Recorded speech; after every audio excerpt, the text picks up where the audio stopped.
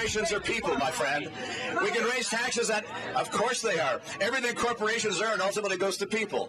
So, where do you think it goes? Whose pockets? Whose pockets? People's pockets. Welcome back to The Ed Show. Almost 1 year ago today, Mitt Romney stunned the crowd at the Iowa State Fair when he said corporations are people. Well, a year's a long time, and Mitt's changing his tune to avoid answering hard questions. In a recent interview, Romney was pressed on releasing only 2 years of tax returns.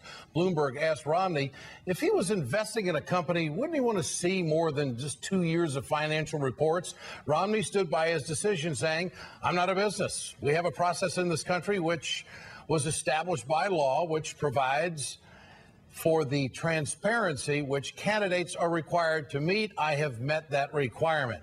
It's another shocking double standard from Mitt Romney. He wants to give benefits and tax breaks to corporations, claiming that they are people. However, he says he's not a business when it keeps his tax returns hidden. Go figure. Let's turn to New Jersey Republican Assembly Leader John Bramnick. Also with us tonight, Michelle Goldberg of Newsweek and the Daily Beast, and Democratic strategist John Hlinko. Great to have all of you with us tonight.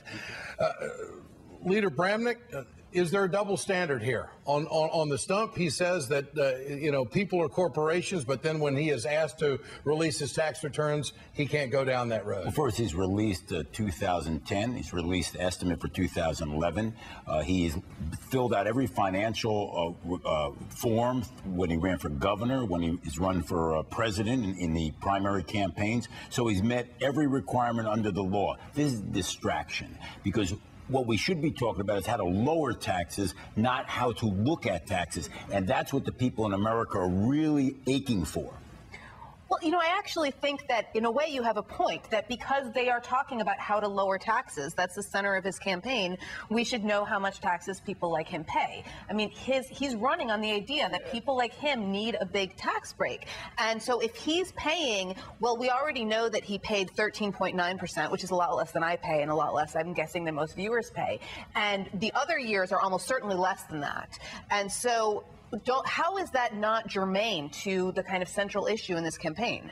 Well, Congress had passed a law that created these incentives. So if it's 13% or 20%, like President Obama paid during 1 year, that's what Congress and the prior president signed. So we would stimulate certain areas of the economy or certain investments. That's what makes America grow. But, I mean, the thing is, people are talking about this, and they're going to keep on talking about it, because it's like one of those horror movies where the person goes into a hotel and the manager says, "Hey, welcome, welcome, don't go in room 23. And then you're wondering, well, what the heck's in room 23? So now everybody is wondering what's in it. I mean, we already know he had a $77,000 deduction for a dancing horse. I mean, what could be more embarrassing? The horror movie is when you don't have a good job and you want this economy to start to be stimulated. That's the real horror. And you think it would stimulate the economy to give more people like Mitt Romney huge tax breaks when they're already... More dancing horse credits? Everybody needs to be paying lower taxes. I don't know anybody who wants to pay higher. But can we be clear? Romney's tax plan, as we know from the Tax Policy Center at the Brookings Institute,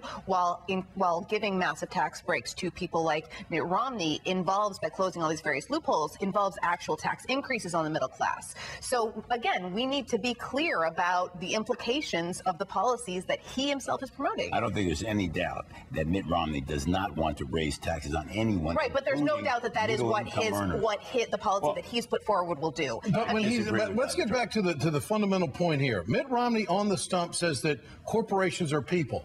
But then when he's asked about his taxes, he says he's not a business. I mean, how can he have it both ways? I mean, he's flip-flopping so many things. Why not this? I'm just waiting for him to come out against Mitt Romney and do the ultimate flip-flop.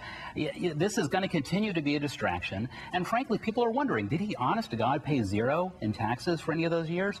If he did, and we gave him a tax cut, we'd actually have to pay him to earn money. Let's just play with this. To be fair, I bet that Mitt Romney also supports greater secrecy for corporate earnings as well. And so, well, nobody's asked him that. Leader, is he? And secrecy? No, what he really wants to turn around America. And I think there's a real desire for that. And I think people want that change. So when they go in the voting booth, they're not going to say, well, did he release a return in 2006? All right. A new CNN poll shows that 60 67% of independent voters think Romney should release more than 2 years of tax returns. I mean, he's swimming up against stream on this. I mean, that most people want to see Absolutely. The independent voters, I mean, they want full disclosure. They want to know what happened when the market went south in 08 and 09, because there's a chance, some journalists out there have pointed out, there's a chance that maybe he didn't pay any tax. How would that fly with the American people? I don't think, though, a majority of the people are going to vote based on how many years of tax returns he releases. And I think, in essence, when they go into that voting booth, they want to vote for the person who's going to be the real person of change. Okay, well, wait a minute. It would open up a whole Pandora's box of tax fairness discussion in this country, and exactly what President Obama's been talking about paying your fair share. If he paid zero tax and he's a multimillionaire because the market went down a little bit and still made a ton of money, I mean, the fact is that would walk them right into the discussion of tax fairness, which would put him behind the 8 ball, wouldn't it?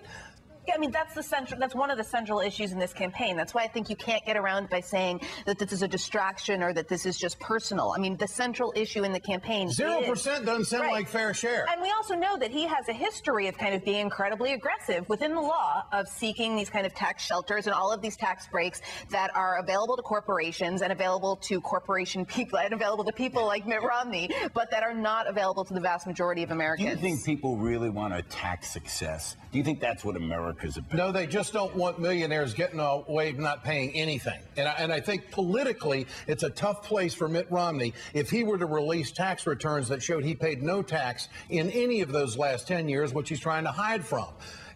Because that walks him right into a discussion. He's going to have to defend it. He's going to have to defend it when we're showing this vulture chart about where the top 2% has gone with their income over the last 30 years and where the middle class has gone. The fairness argument would really work for the Obama team then. It would very much They'd would have more evidence. Sure. I mean, you think about Mitt Romney's dad ran American Motors and I believe paid 37% federal tax. People understood what he did. He built a company. He paid tax. Mitt Romney, on the other hand, is downsizing, outsourcing, doing all kinds of things that are not growing this economy, and yet he's paying a lower tax rate. It just makes no sense. But it does show, regardless of what these tax returns demonstrate, that this is a very smart businessman, someone who you want at the helm of the economy. 67% of independent voters just want to know how smart he actually is. Probably tax smart, and he probably did what was legal, which we all should do. But how do you argue simultaneously that the fact that he has paid a very low tax rate would indicate that he's smart enough to lead the country, but that we don't have a right to actually see the machinations that went into that? There. John Brannick, Michelle Goldberg, and John Hlinko. Hlinko, very close. Your first time on the show. I'll get it right next time.